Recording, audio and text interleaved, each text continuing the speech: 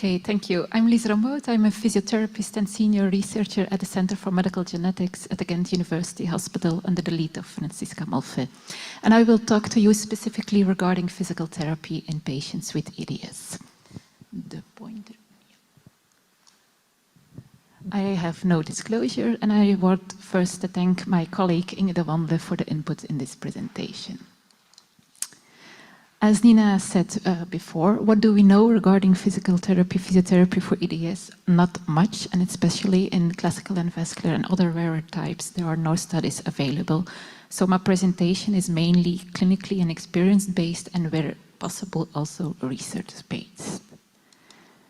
I want to start with a case, a woman of 35 years old with classical EDS, one of our patients, and she presented with chronic widespread musculoskeletal pain, as she indicated on the body chart on the right. And the pain was further dominant at the neck, shoulders, hips, and fingers. She used painkillers at daily basis, but even then she scored her pain with a VAS score from 5.0 to 7, which is quite high. She has generalized joint hypermobility with a Baton score with 9 out of 9 and reported recurrent subluxation of the shoulder, especially at the left side, both elbows, the ribs, the thumbs, the hips, and the great toe. She also has recurrent ankle distortions and with MRI, functional MRI, a confirmation of cervical joint instability. On top, she has recurrent tendinopathies and easy bruising. So this case illustrates that a patient presents in your physical therapy practice not only with joint instability and pain, but there are a lot of more symptoms and complaints that a patient can be present with. Here is an overview of it on the level of the muscles. We often see muscle tension, typically at the neck, the low back, shoulder. Also, trigger points with referred pain are quite common. Regarding the joints, like we mentioned already before, joint instability, subluxation and luxation are common, but also joint blockage, ligament injuries and irritation of the joint capsule. With regard to the tendons, we often see overuse injuries and tendinopathies, but also irritation of the bursa due to excessive friction could be there related to hypermobility. In addition, irritation of the nerve sheaths with referred pain are possible, whereas real nerve damage is less frequent. And in children, we sometimes see gross motor development that is delayed and some clumsiness. So I think with this overview, it's clear that there is a high need for physiotherapy. However, we should handle our patients with EDS with care. And why is this? So this brings me back to the connective tissue, which basically supports, connects, and protects all tissues in our body. And with the interest in EDS, collagen is our main focus, and this provides structure and strength to all tissues, like the ligaments, the muscles, the bones, the blood vessels, etc. So genetic defects in these collagens distorts the structure of the collagens, and this leads to general soft tissue fragility, which can express on many levels. So because of the general tissue fragility, many techniques and exercises for patients with EDS can be selected, but they should be individually adapted according to the patient's load capacity. And that load capacity of the patient is dependent of several things, mainly degree of hyperlaxity and joint instability, also the degree of general tissue fragility, the level of pain sensitivity, and also other things like neurological problems, osteoarthritis, and previous surgery. And when you take into account the patient's load capacity, this is really the key to success for physiotherapy. How should these physiotherapy sessions look like? So here we have a joint with the ligaments and a joint capsule, the deep muscles who are closely to the joint, and then some superficial muscles.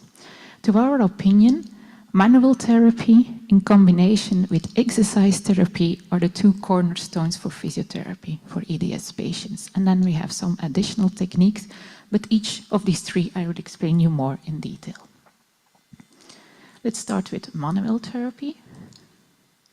Manual therapy has, as the goal for manual therapy is, first of all, it has a direct effect, so a short-term and direct effect, in terms of pain relief, reducing pain in the joints and in the muscle, and realignment of the joints.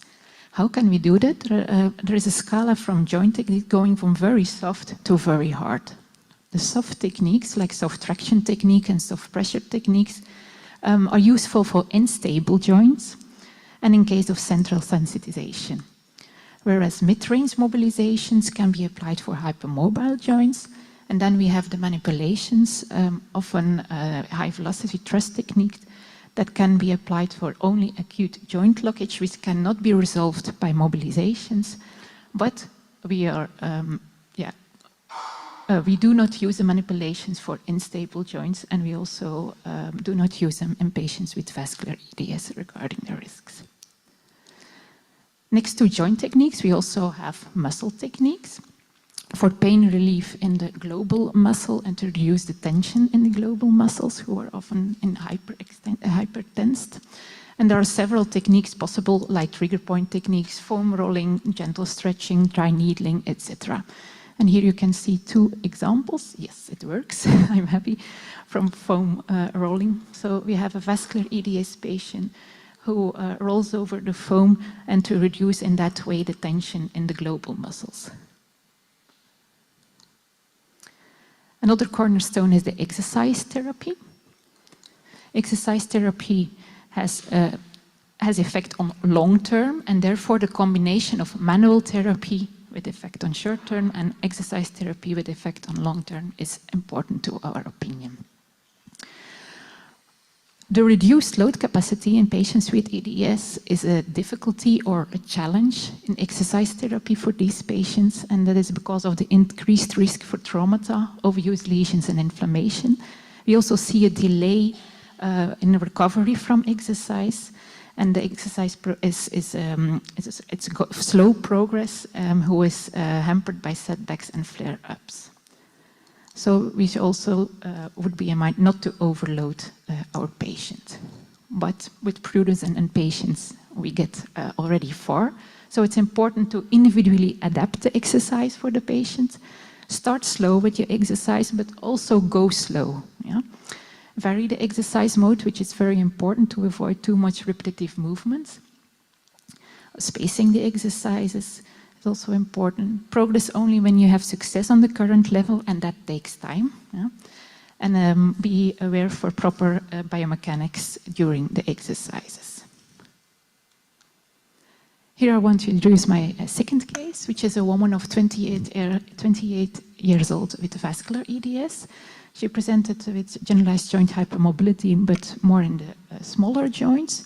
She has subluxation of the patella and reported instability of her knees, ankles, and wrist, where she also has pain complaints. She has a history of ligamentous ankle tears and chronic tendinitis at her wrist, and she reported muscle cramps and muscle weakness. On cardiovascular level, or regarding the vascular fragility, she has easy bruising, but luckily no cardiovascular events, and she takes ciliprolol 100 milligram. For her, it was very important to perform, or it is very important to perform exercises. Yeah? So I will show you some examples from the exercises she does in the private practice. Which kind of exercises do we believe are important for patients with EDS? And 4 types of exercises. First, the motor control training or exercises, which include stabilization exercises to improve core stability and joint stability, but also movement control exercises who are focused to improve or to have to be more aware which movement you do to control really the movement of a joint. Muscle strength exercises, of course, are important to improve the strength of the stabilization muscles, stretching of the global muscles who are too tensed and often shortened, and also condition training. So, some examples of our vascular EDS patient. Here she trains the core stability and strength, and this is muscle strengthening exercises for the abdominals.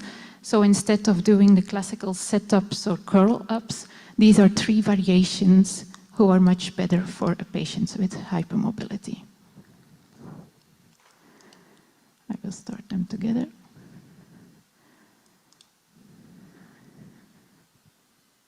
So they are much safer to do than the classical setups or curl-ups. Other muscle strength exercises that are proposed for this patient are to strengthen the hip muscles, the core muscles, and the quadriceps, so to improve this muscle strength of all those muscles who are important for the stabilization of knee, hip, and lumbopelvic region. And here you can see at the left an exercise for the hip external rotators, where she has to, with a slightly knee flexion, and then put the feet outside, turn them outside to activate the hip external rotators. Then we have an exercise for the quadriceps. So she performs a squat with holding the ball between her legs, her knees, which extra activate the hip adductors. And this is an added value in case of patellar laxity. And then at the right, we see an exercise for the hip abductors, the gluteus medius. So she steps sideways, but actually the elastic band has to be tensed all the time. So this exercise is not perfect at the moment. Next to muscle strength exercises, I show you some example of motor control exercises. That's the first case patient, so the patient with classical EDS. She performs a forward lunge and a unipodal squat, which you can see that it's quite difficult for her. So what she has to do is to have a good control on her knee, but what you see, and especially in the second video, is that the knee go medial, and the sway is too big, and she compensates with her hip and her lumbar spine. So she has to train this and to have to pay attention to the exercise. How does my knee have to move to control this movement? Another exercise, example of motor control exercises is the pelvic rotation. Motor control exercise, it's quite heavy exercise, so she has to lift her pelvis, but at the same time, from here on the exercise is correct, she has to keep her one leg straight, and the stick has to stay horizontal. And the last video is one regarding with respect to sport. So the patient wants to restart mountain bike because she loves it. But as I mentioned, she has instability in the wrist. Yeah? So this exercise, she really have to pay attention not to hyperextend the elbows, because a hyperextension in the elbow gives her a better position of the wrist. So you can see it here. So during this exercise, she really needs also the physiotherapist to correct her and to pay her attention. No, do not overstretch the elbows, and pay attention to your wrist position. So this brings me to a few slides about sports. Always, sports activities should always be individually adapted for the patient, but in general, there are some sports we can recommend. And swimming, hydrotherapy, walking and cycling are good sports in general because they have minimal load on the joints. They are cyclic mid-range movements without high peak forces. Also, Tai Chi, some exercises of Pilates, inline skating and horse riding can be recommended because they are focused on a good balance and movement control. And also certain devices in the gym can be recommended, like cycling, elliptical walker, rowing, and a leg press. In general, which sports are not recommended, and that is because of the high load on the joints, that are high impact sports, combat sports and high contact sports with a high risk of falling, sports which aggravates the joint hypermobility, and also certain other devices in the gym, but also, again, depending on each individual. My last part of my presentation is about the additional techniques, and I will only focus today on taping and bracing. So taping, splinting, and bracing can have positive effects in addition to the manual therapy and the exercise therapy for EDS patients. And it has positive effects on joint protection, improve healing, it can improve mechanical stability and proprioception, it can improve alignment of the joint, and can reduce pain. Here we see a vascular EDS patient with the tape at the belly, so the abdominals, to reduce the hyperlordosis. Then we have, in the second photo, a tape at the back side of the knees to reduce hyperextension in the knees. And at the right side, we see a kinesio tape to reduce the laxity, the hypermobility in the joint, and to extra activate the deltoideus muscle. Braces are also useful for our patients with EDS, but we advise them not to wear all the time in most cases, but during acute excessive pain episodes, during healing after trauma, during specific intensive task or situations, or during the night in prevention for subluxation. And these are the braces. Our first case, that's the patient with classical EDS, where she has a brace at the thumb, also a silver ring splint. She wears a sport brace at night for prevention of subluxation in the wrist. And because of severe multidirectional shoulder instability, she wears also a shoulder brace. So this brings me to the end of my presentation. In conclusion, yes, physiotherapy is essential for patients with EDS. Yes, it is safe, as long as you take into account the load capacity of your patient. And yes, it is effective, especially in terms of less pain and improved joint stability, but more studies, special intervention studies, are needed. I want to thank my colleagues of the Center of Medical Genetics and the collaborators, and thank you for listening.